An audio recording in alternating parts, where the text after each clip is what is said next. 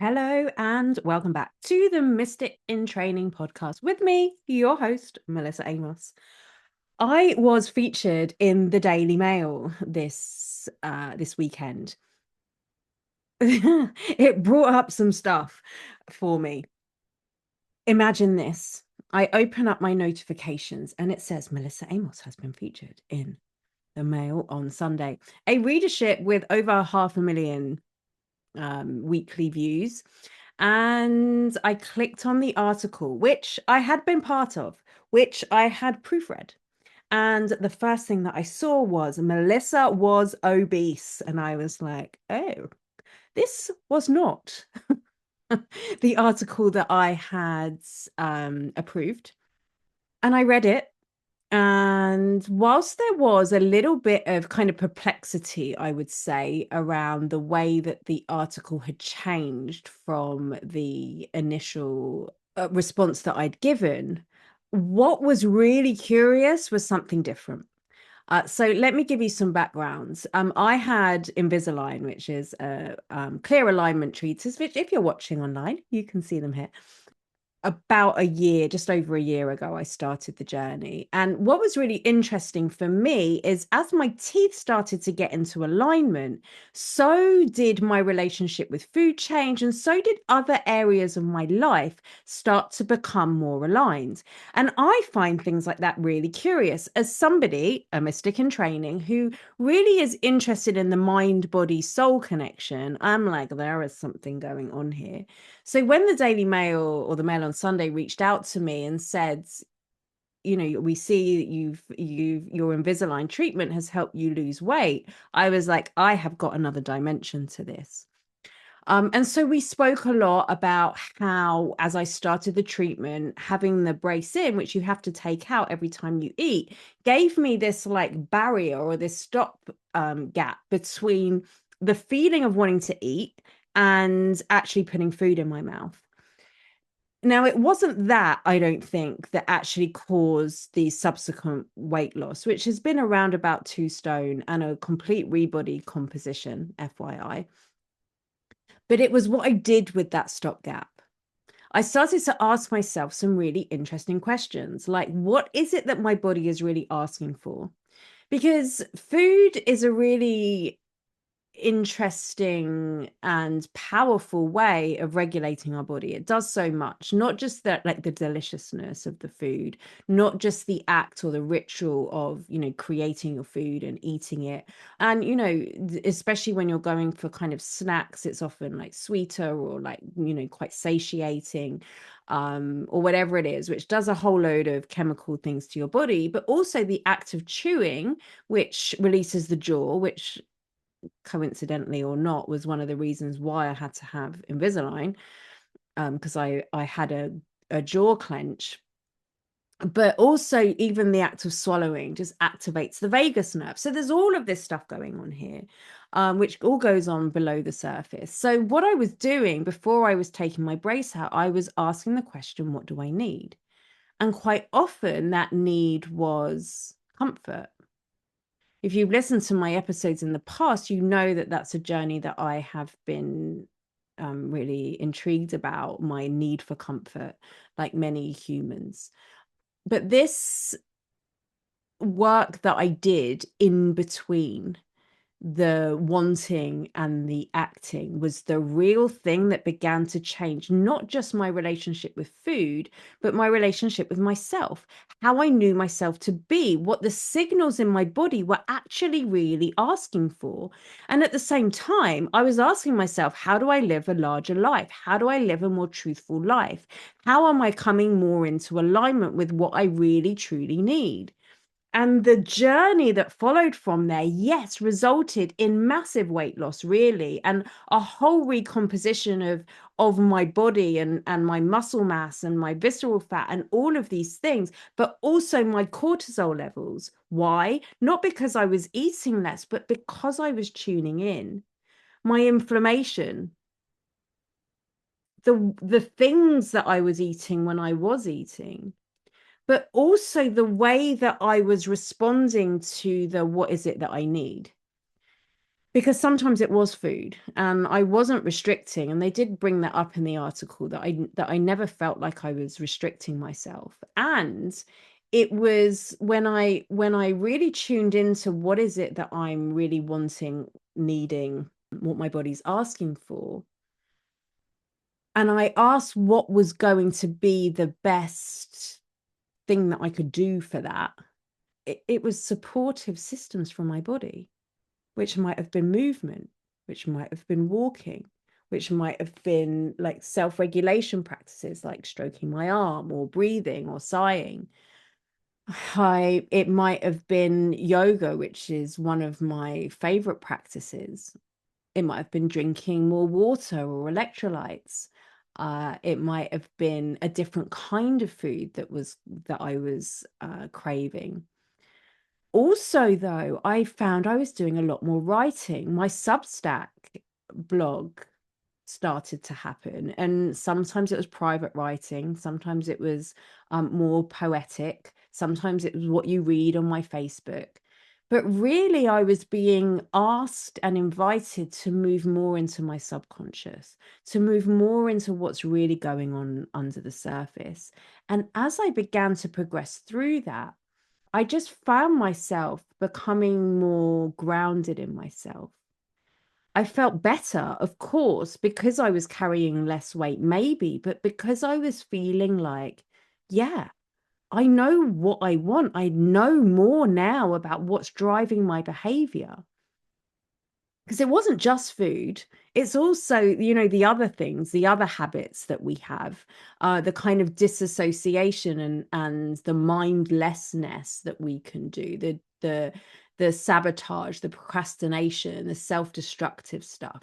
And I'm not going to sit here and say I don't do any of those things, because of course I do, and sometimes they're needed. We shouldn't be on all of the time, but the awareness and the knowing of it really began to change. Now, here was the thing. When I opened the article and I read it, and I was like, well, I don't know if I want 500,000 people to know that I was obese and that I have lost 2 stone.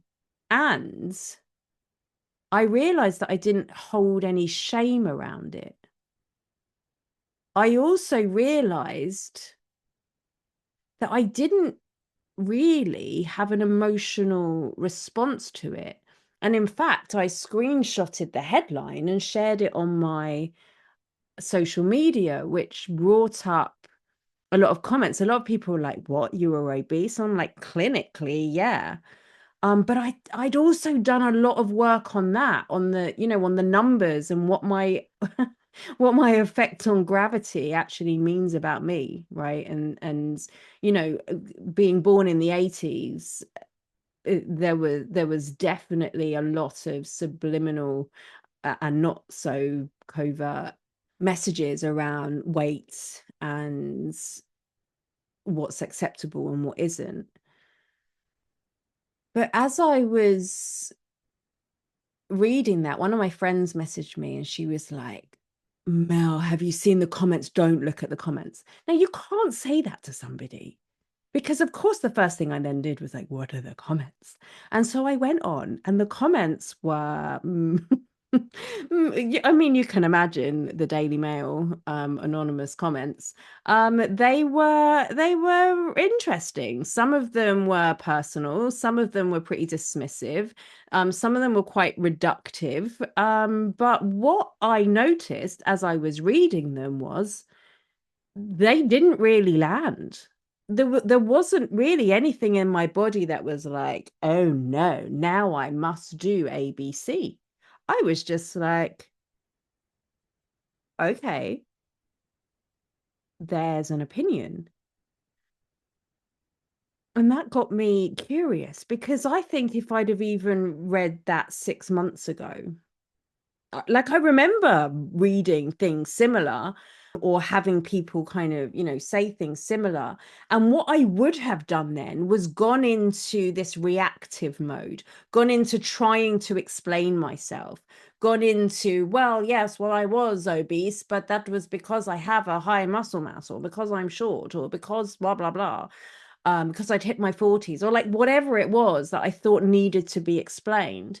Or I'd have gone like really defensive and like felt like I needed to like hide from the world or argue back or, insult them because they've insulted me. But none of those reactions came up for me. And it actually wasn't until about 2 days later I thought, I think I should record a podcast on this because it's interesting.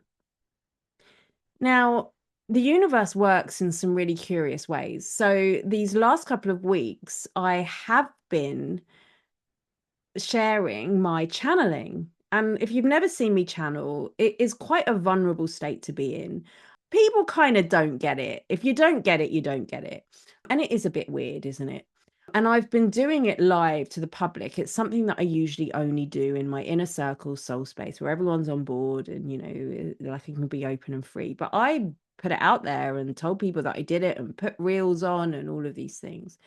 And so at the same time as this article coming out, I also had some very interesting opinions come up on my wall or in my inbox or on my YouTube channel about what I was doing and, the validation of it and whether or not I was giving my power away to somebody else and kind of questioning my work and the validity of what it is that I do.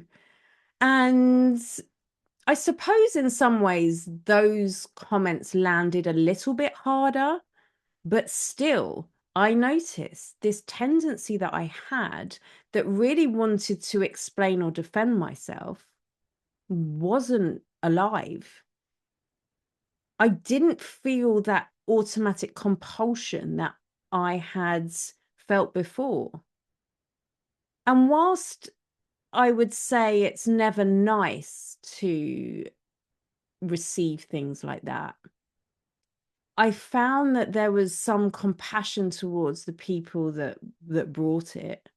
I found that there was a curiosity. So this isn't like, oh, well, that's just your opinion. It comes back to my philosophy that everything's an invitation. And so realizing, first of all, what my reaction was, and if there was even a micro reaction, like I said, when it came up about my work, there was more of an emotion, I would say, around it.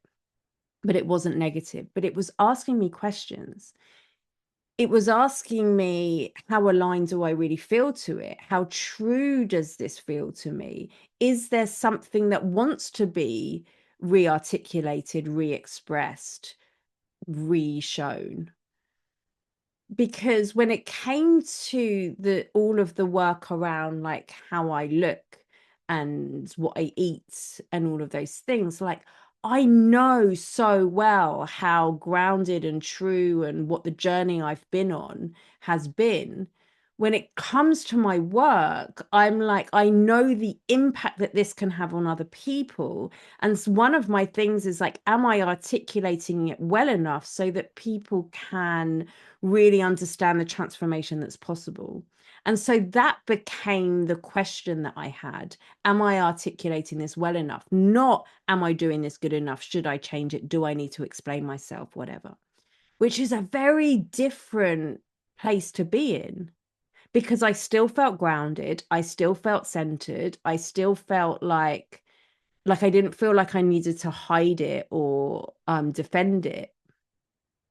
But the biggest realization of it was that I realized through my journey over the last year to 18 months, I've done so much work on trusting myself and believing in myself and having that alignment with my soul, my mind, my emotions, and my body, that what I was subsequently doing was I was building up my identity so that I could handle the level of visibility that this work requires. And I didn't even realize that that's what I was doing. I was building my repertoire, I was building my consciousness, I was developing my spiritual intelligence, I was bringing on board my mind and my body, I was asking myself some big questions. I was creating a separation between trigger, hunger, and response, eating, and asking something very potent in the middle of that. And through all of that, I feel like my expression has improved. I feel like my groundedness has improved. I feel like the way that I show up and what I will tolerate and what I won't, what I will stand for and what I won't, my boundaries, but also other people's opinions and how they affect me or not have all changed drastically. And this is the soul path, because there's part of us, and if you listen to my channeling last week, which is all available on my YouTube channel, I'll pop the links in there, you'll hear how they began to speak about how we can so easily give our power away, how our center, which they explained as our solar plexus, our inner fire, our central sun, if you like, can quite easily, through empathy or through, you know, loose boundaries or through what we feel, how we feel we need to react to circumstance, can then kind of go into the other person or into the other place. And then what happens is we begin to orientate around what it is that they want and what it is they need. And then we subsequently abandon ourselves and we get really confused about what's the next step, because our center isn't within us, it's somewhere else.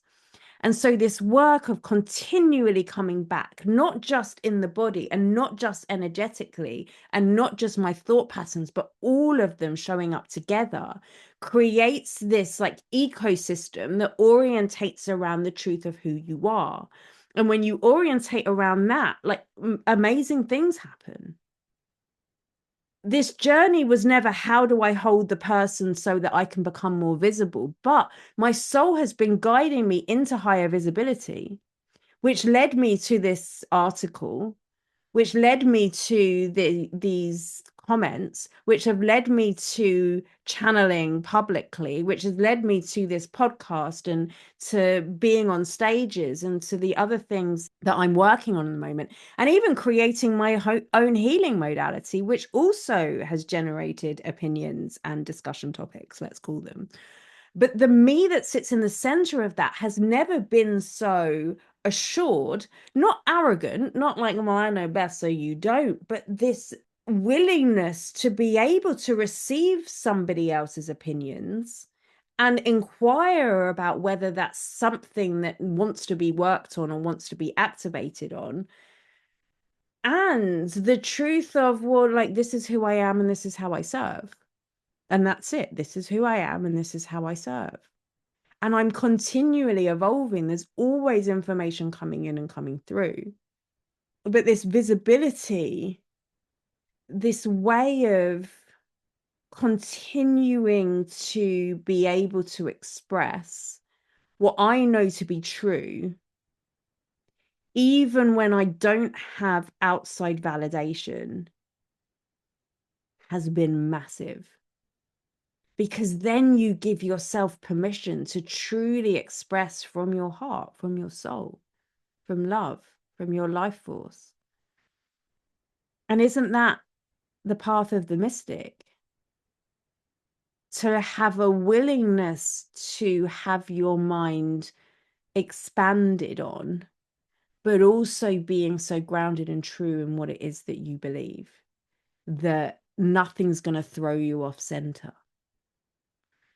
And for me, as someone who's empathic and somebody who has spent time in the past wanting to be validated and wanting to be told that, I'm exceptional, and somebody who does something that is quite different to the norm, I was at a party last weekend with, but I didn't know anyone. I knew like 2 people in there. And there was a lot of professionals there. And then they're asking me what I do. And, I was telling them. And even then they were like, well, I'm quite skeptical to this. And I'm like, that's okay. Like, I'm not here to prove anything. But what happened was some really interesting conversations because nobody was trying to prove anything to anyone. It was a center speaking to a center. It was my own ecosystem speaking to theirs. And what transpired was some amazing connections and conversations, which I'll forever be grateful for. And so I share this to really help you understand that the inner work really does affect the outer work. That as we do these things, they can really be preparing us for something more. And for me right now, that was visibility.